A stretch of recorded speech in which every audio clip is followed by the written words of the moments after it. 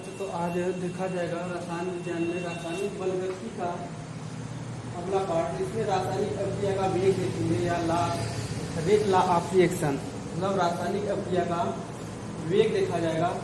इसमें क्या होता है, रासायनिक अभिक्रिया के वेग नियम में इसमें अभिक्रिया का वेग और अभिकारक के सांद्रता में संबंध को प्रदर्शित किया जाता है। उसी को वेग समीकरण, वेग नियम का समीकरण कहा जाता है या वेग नियम कहा जाता है। मतलब रासायनिक अभिक्रिया का वेग और अभिकारक की सांद्रता में संबंध को व्यक्त करने वाले समीकरण को ही कहा जाता है अभिक्रिया का वेग समीकरण या अभिक्रिया का वेग नियम, जिसमें अभिकारक के वेग क्या दिखाया गया है, अभिकारकों के वेग व अभिकारकों के अभिक्रिया के वेग व अभिकारकों की सांद्रता में संबंध को स्थापित करने वाले समीकरण को अभिक्रिया का वेग समीकरण या वेग नियम कहा जाता है। या इसको दूसरी तरह से कह सकते हो कि वह समीकरण या वह संबंध जो अभिक्रिया के वेग और अभिकारक की सांद्रता के संबंध को प्रदर्शित करता हो या व्यक्त करता हो या दिखाता हो, उसी को कहा जाता है अभिक्रिया वेग का नियम। इसमें जो होता है वेग जो होता है, यदि अभिक्रिया की दर या वेग को हम r से या रेट से व्यक्त करें तो वेग बराबर r इक्वल टू वेग स्थिरांक, या इसको कहते हैं वेलोसिटी कांस्टेंट, या इसको k से व्यक्त कर रहे हैं तो उस अवस्था में वेग बराबर हो जाएगा वेग स्थिरांक गुणे अभिकारक की सांद्रता पावर n। n जो होता है वो आर्डर होता है, आर्डर ऑफ रिएक्शन, या जिसे कहा जाता है अभिक्रिया की कोटि। तो n यहाँ पर लिखा गया है n बराबर अभिक्रिया की कोटि, या साथ में इसको संकेत के रूप में लिखा जाएगा तो r इक्वल टू r ये हो गया वेग या जिसे दर कहते हो, k हो गया वेग स्थिरांक या वेलोसिटी कांस्टेंट या रेट कांस्टेंट कहते हो, a जो हो गया इसकी सांद्रता, मतलब जो अभिकारक होगा अभिकारक की सांद्रता को a से प्रदर्शित करोगे और पावर n दिखाओगे। n जो होगा जो अभिक्रिया जिस कोटि का होगा उस कोटि को पावर के रूप में प्रदर्शित किया जाएगा। अब इसमें तीनों चारों की स्थिति का संकेत के रूप में दिखाएगा। r जो होगा दर हो जाएगा, इसमें r जो है दर या वेग कहोगे, और a जो होगा वो अभिकारक की सांद्रण को व्यक्त करेगा। अब ये इस कोष्ठक को प्रदर्शित किया गया है, इसका मतलब है जो अब सक्रिय द्रव्यमान के रूप में प्रदर्शित किया गया। सक्रिय द्रव्यमान आप लोग पिछले क्लास में पढ़े होंगे। सक्रिय द्रव्यमान जो होता है वो मूलर सांद्रण को कहा जाता है। मूलर सांद्रण जो होता है वही सक्रिय द्रव्यमान होता है। मूलर सांद्रण क्या होता है, मूलरता को, यदि 1 लीटर विलयन है उसमें कोई पदार्थ घुला हुआ पदार्थ या विलेय पदार्थ मोल में घुला हो तो वह उसकी जो सांद्रता है मोलरता में देखी जाती है, या 1 लीटर विलयन में घुले हुए पदार्थ के मोलों की संख्या को उसकी मोलरता कहते हैं। तो मतलब आप सीधे कह सकते हैं कि एक का जो सांद्रण रखा जाएगा या सांद्रता रखा जाएगा मोल के रूप में रखा जाएगा, मोलरता के रूप में रखा जाएगा, और मोलरता को ही कहा जाता है सक्रिय द्रव्यमान। तो R equal to K into सक्रिय द्रव्यमान A पावर n, तो R हो गया दर या वेग कह सकते हो, या इसको वेग कहोगे, मतलब रेट या वेलोसिटी। a जो होगा अभिकारक की सांद्रता हो गया मोल प्रति लीटर में या मोलरता में, n जो हो गया वो अभिक्रिया की कोटि हो गई। तो ये हो गया आपका वेग, अभिक्रिया का वेग नियम। R equal to K into A सक्रिय द्रव्यमान A पावर n। अब इसमें देखना है अभिक्रिया का वेग स्थिरांक।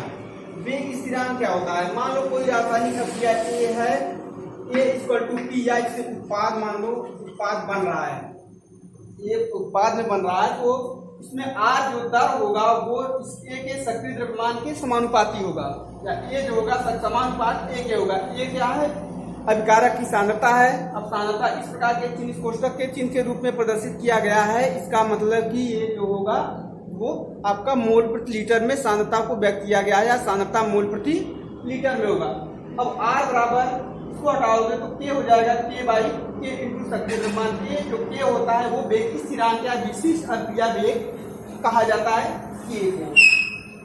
अब K क्या होता है, किसी अभिक्रिया के वेग स्थिरांक, किसी अभिक्रिया का जो वेग स्थिरांक होता है उस अभिक्रिया की विशेष के लिए, अभिक्रिया विशेष के लिए किसी निश्चित ताप पर विशिष्ट स्थिरांक होता है, तथा इसका मान अभिक्रिया के उस वेग के बराबर होता है जब अभिक्रिया की में अभिकारकों की सांद्रता इकाई या सांद्रता की इकाई मोल प्रति लीटर में हो। तो ये कंडीशन है अभिक्रिया का वेग। अभिक्रिया के वेग में दिखाओ कोई अभिक्रिया लिया जाएगा, अभिक्रिया लेने के बाद उसका वेग के जो होता है वेग कहोगे इसको, वेग या दर। क्या कभी कभी स्मॉल में रहता है तो स्मॉल कैपिटल आर से कोई मतलब नहीं है। तो वेग जो होगा समानुपात होगा इसके सक्रिय द्रव्यमान के या इसके सांद्रण के समानुपात होगा। जब सांद्रण इसको हटाया जाएगा तो उसका वेग कांस्टेंट आता है, जो कांस्टेंट को कहा जाता है वेग स्थिरांक, या इसको विशिष्ट अभिक्रिया वेग कहा जाता है। अब इसमें देखना है वेग स्थिरांक की इकाई।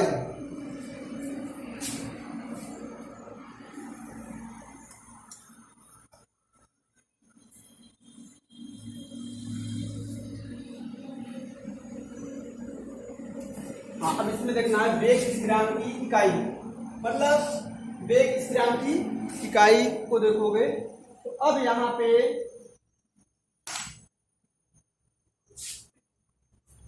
वेग स्थिरांक की इकाई, जैसे इसमें कोटि होती है, अभिक्रिया के भी आगे मिलेगा। अभिक्रियाओं की कोटि जो फर्स्ट ऑर्डर, शून्य कोटि, प्रथम कोटि, द्वितीय कोटि, तृतीय कोटि होती है।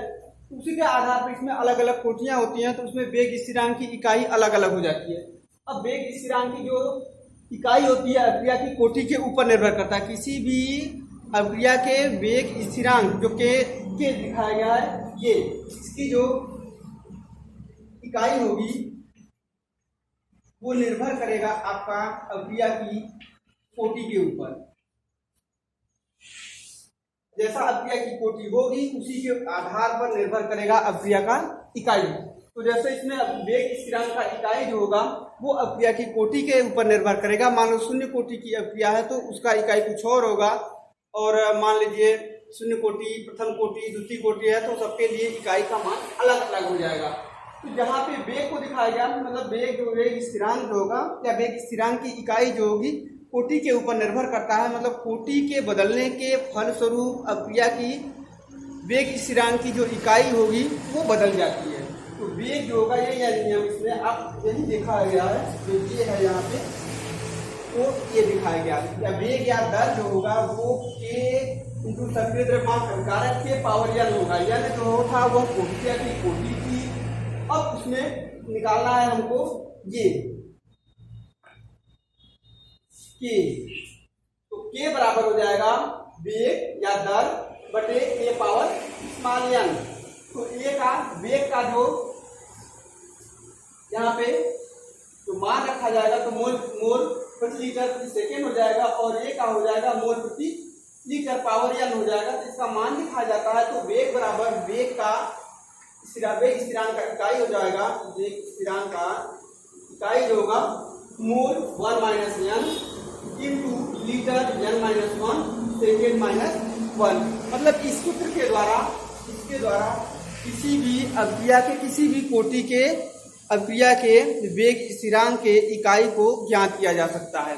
अब जैसा इसमें इकाई होगा, मतलब प्रथम कोटि जो यहाँ पे n है, n के स्थान पर n बराबर अभिक्रिया की कोटि को रखा जाएगा। मान लो शून्य कोटि की अभिक्रिया है तो जहाँ पे n और ये n आ रहा है उसके मान को शून्य कर दिया जाएगा। प्रथम कोटि की अभिक्रिया है तो एक यहाँ पे रखा जाएगा, यहाँ पे एक रखा जाएगा। अगर द्वितीय कोटि की अभिक्रिया है तो n के स्थान पे 2 रखोगे। अगर तृतीय कोटि की अभिक्रिया के लिए देखना है तो इन सब स्थानों पे 3 रखा जाएगा। इसी प्रकार इस सूत्र की सहायता से अभिक्रिया की कोटि का अभिक्रिया के वेग स्थिरांक के इकाई का गणना किया जाता है।